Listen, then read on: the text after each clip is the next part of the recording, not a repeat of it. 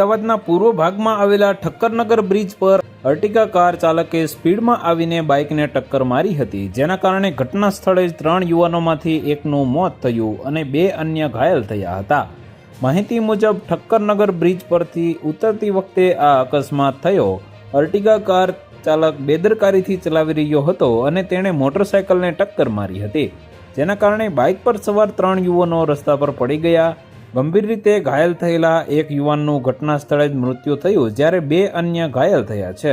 ઘાયલોને તાત્કાલિક સારવાર માટે હોસ્પિટલમાં ખસેડવામાં આવ્યા છે। અકસ્માત બાદ કાર ચાલક ઘટના સ્થળેથી ભાગી ગયો હતો।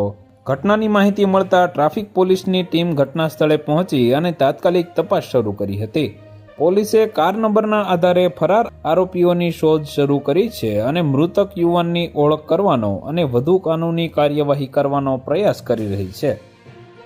તો વધુ માહિતી મેળવવા માટે ચેનલ સાથે જોડાયેલા રહો। વિડીયો પસંદ આવે તો લાઇક કરી દેજો, ચેનલમાં નવા છો તો સબસ્ક્રાઇબ કરી દેજો।